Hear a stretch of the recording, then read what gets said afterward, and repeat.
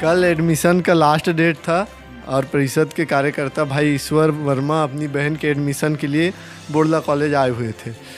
जिनका एडमिशन होना था वो बहन कुछ कारणवश कॉलेज नहीं आ पाई थी और ऐसा नियम नहीं है कि जिनके एडमिशन कराना है वही कॉलेज आए।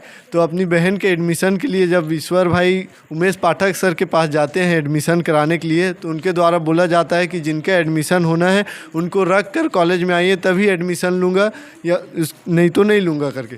तब ईश्वर प्रिंसिपल सर से बात करते हैं। प्रिंसिपल सर भी बोलते हैं कि एडमिशन हो जाएगा, ऐसा कोई नियम नहीं है। उसके बाद भी प्रिंसिपल सर की बातों को ना मानते हुए सर यही बोलते हैं कि जब तक उसको लेकर नहीं आएगा एडमिशन नहीं लूँगा। उसके बाद बहस करने लगते, बहस करते करते बेसाले जैसे शब्दों का प्रयोग करने लगते हैं और धमकी देने लगते हैं कि नेतागिरी करते हो, जो नेता को बुलाना है बुलाओ तब एडमिशन लूँगा, डिप्टी सीएम को फ़ोन लगाओ, विजय शर्मा को फ़ोन लगाओ तब एडमिशन लूँगा। इस टाइप से व्यवहार करते हैं और ये पहली बार नहीं, कई बार इस टाइप का व्यवहार सर के द्वारा किया जाता है। एबीवीपी के बच्चों को एनएसएस में नहीं रखते या कॉलेज की कई एक्टिविटी होती है उनमें उनको अगुवाई नहीं करने देते, तोड़ने का काम करते हैं। जो बाकी विद्यार्थियों होते हैं कॉलेज में उनसे बिल्कुल अलग करते हैं। विद्यार्थी परिषद के कार्यकर्ताओं को कई प्रकार से उनको प्रताड़ित किया जाता है। जैसे पूर्व मुख्यमंत्री द्वारा भेंट मुलाकात का कार्यक्रम किया जा रहा था, उसमें भी जो विद्यार्थी परिषद के कार्यकर्ता थे उनको नहीं ले जाया गया। जो उनके हिसाब से चलते हैं, जो उनकी बातों को मानते हैं, जो सही को भी सही नहीं बोल पाते। जो सर बोल दिए उमेश पाठक सर वही सही है, इस टाइप के जो विद्यार्थी हैं उन्हें ही आगे ले जाया जाता है। और जो किसी चीज़ को लेकर विरोध करे या सही को सही बोल दे उनको फिर नकार दिया जाता है।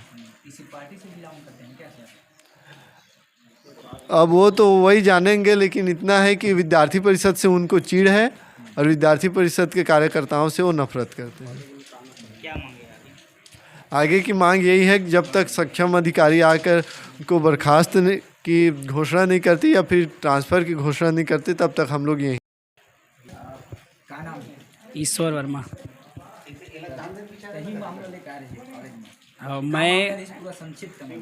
मैं सर के पास गया अपन बहनी के एडमिशन फॉर्म रख के।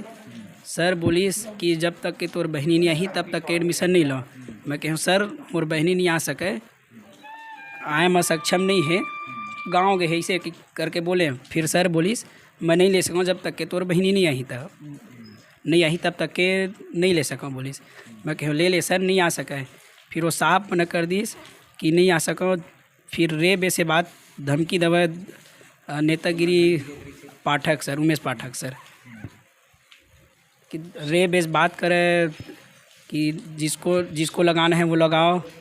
वो खुद बोल रहे थे कि उसको लगाओ, डिप्टी सीएम को लगाओ, उसको लगाओ, बात करूँगा। इस तरीके से दुर्व्यवहार किया गया।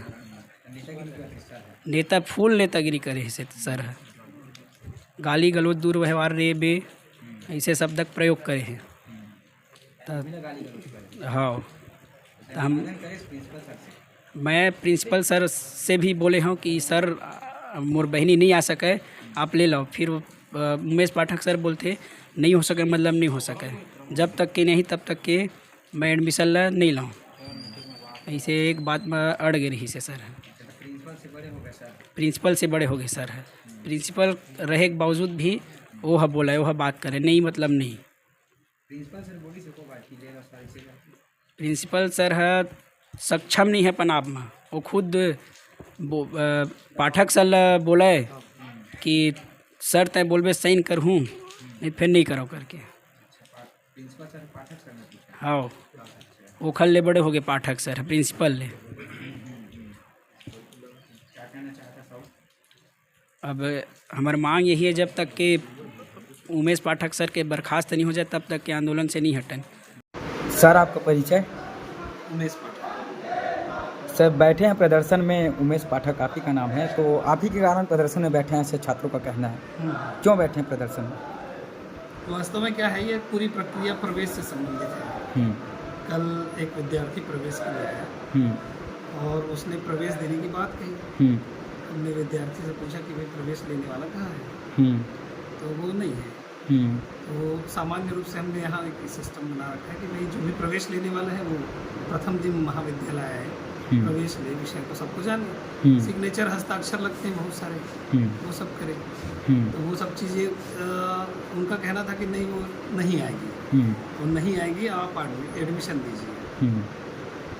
चूँकि वो जिस लहजे से बात कर रहा था कि देना पड़ेगा, आप दीजिए, उसके कारण विवाद का विषय बना और उस विवाद को वो अपने जो भी आगे उनके नेता हैं या जिनके पास है उनको लेके गया और पूरी तरह से ये जो बयानबाजी की जा रही है आप तो सुन ही रहे हैं, वो किसी भी तरह से विवाद का नहीं था, इसको जानबूझकर विवादास्पद बनाया जा रहा है और अपने हिसाब से विषयों को तोड़ा मरोड़ा रहा है। विद्यार्थी का कहना है कि जो छात्र एडमिशन के लिए आने वाली थी वो गांव चली गई थी, जिसके चलते उसका भाई आया था। हाँ, इस बात तो पर भी वो झूठ बोल रहे हैं और क्योंकि विद्यार्थी से हमारी बात हुई है, सब सर लोगों के सामने में बोली है वो, मैं घर में हूँ सर, तबीयत ठीक नहीं है इसलिए नहीं आ पा रहा, ये भी झूठ बोला गया है।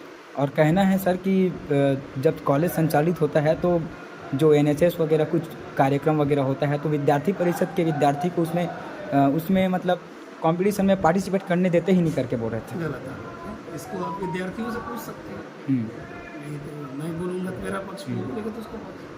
इसका सबसे अच्छा तरीका है आप NSS के विद्यार्थियों से ही पूछ लें क्या ऐसा किसी के साथ होता है, बल्कि मेरे को लगता है कि ABVP के ज़्यादा विद्यार्थी NSS में। लगातार आपके ऊपर आरोप प्रत्यारोप लगा रहे हैं सर, क्या कहना चाहेंगे इस पर? अब आरोप प्रत्यारोप को कोई कुछ नहीं कह सकता, आरोप क्या है और कितना सही है कितना गलत है ये तो सामने बैठने से पता चलेगा। आरोप तो कोई भी किसी के ऊपर कुछ भी लगा सकता है। सर विद्यार्थी का कहना ये भी है कि आप सीधा मेरे मुख्यमंत्री से बात कराओ तब एडमिशन लूँगा, ऐसा करके आपका गलत कहना बोले। है, इसके लिए पूरे जितने लोग स्टाफ सब जितने उस समय सामने थे सबसे पूछा जा सकता है। ये केवल विवाद को बड़ा करने और अपने पक्ष को बढ़ाने के लिए किया जा रहा है, ये गलत आरोप है। तो विद्यार्थी आपके ऊपर अनशन लगा रहे हैं क्योंकि आप अन्य विद्यार्थियों से भी पूछें, महाविद्यालय में 800 विद्यार्थी हैं, 800 विद्यार्थियों से पूछा जाए कि पाठक सर कैसे हैं, उनका बिहेवियर कैसा है या महाविद्यालय में किनके साथ किस तरह से व्यवहार करते हैं, पता तो तभी चलेगा ना भाई। कुछ लोग जो महाविद्यालय में नहीं पढ़ते हैं, आप अभी जिनसे आप बाइक लेकर आ रहे हैं उन्हीं लोग हल्ला कर रहे हैं, जो महाविद्यालय में नहीं पढ़ते वो विद्यार्थी बन के आए हुए